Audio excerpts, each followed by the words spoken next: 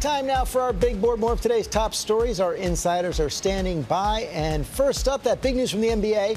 They're pulling next year's All-Star game from Charlotte over North Carolina's controversial bathroom bill. Doesn't allow transgender people to use the bathroom of their choice. Three-time NBA champ Bruce Bowen from ESPN is here. We're talking about choice. Bruce, did the NBA have a choice? Oh, yes, they had a choice, and they made the right choice.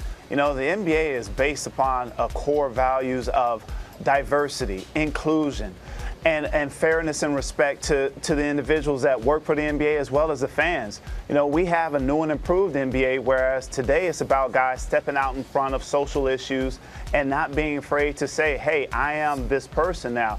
We look at the examples we have in Jaren Collins, John Amici, those players that are openly gay, they came out. They're former players and players that are now assistant coaches in the league. So you have a situation where before it was about Bill Russell and Jackie Robinson leading the way for civil rights and civil and human rights in the game of sports. Now you have younger players like LeBron James, Carmelo Anthony, Chris Paul, and Dwayne Wade leading the charge to try and make a difference because they have a platform today.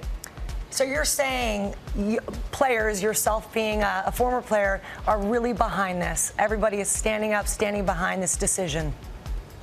Absolutely. This is something where now you have players that realize how much power they do have. When I was speaking to Adam Silver yesterday about this situation, I said, do you want to make sure that you're continuously making sure players feel comfortable in the process, that they feel organized and feel more together?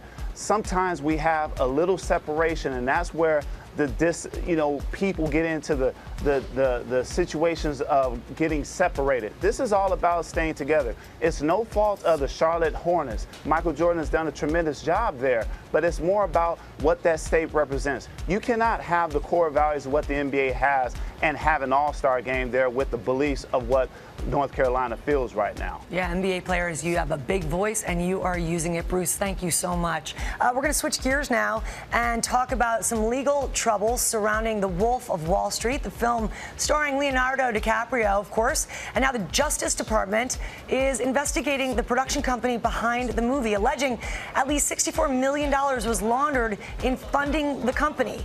Larry Hackett, former editor-in-chief of People magazine, friend to us, is joining us now. And Larry, what say you about this? Well, it's a wild story. Basically, this fund was created in Malaysia to build developments in the country and to help with essentially a poor country. According to the Justice Department, it was looted by cronies around the prime minister. Two of those cronies are involved in a production company called Red Granite.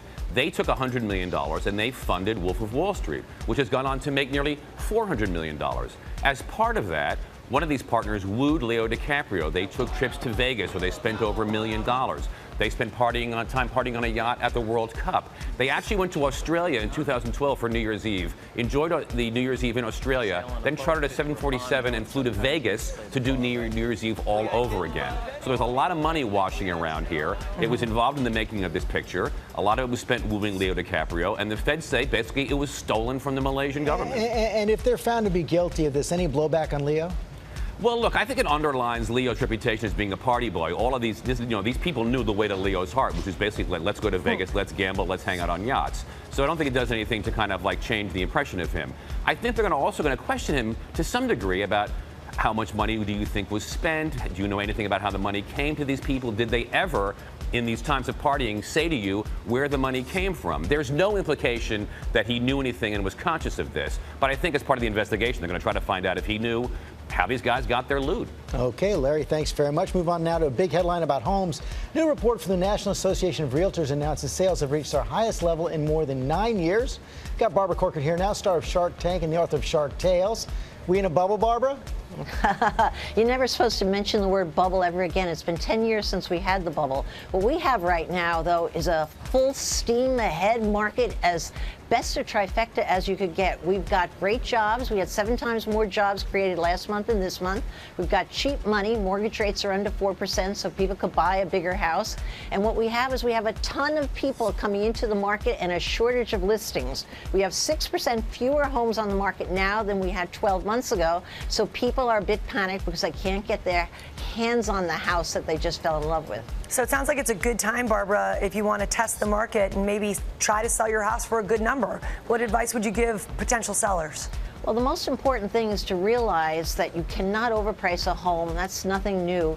And then try to bring it down in small increments. It's shop worn, nobody wants it, and you're going to get the low bidders to come out and bid on your house. And the second most important thing is to make sure you hire a professional photographer to take the pictures of your house, because everyone shops online. And if you don't have great pictures online, nobody's coming to see your house. That's the new curb appeal in today's modern world.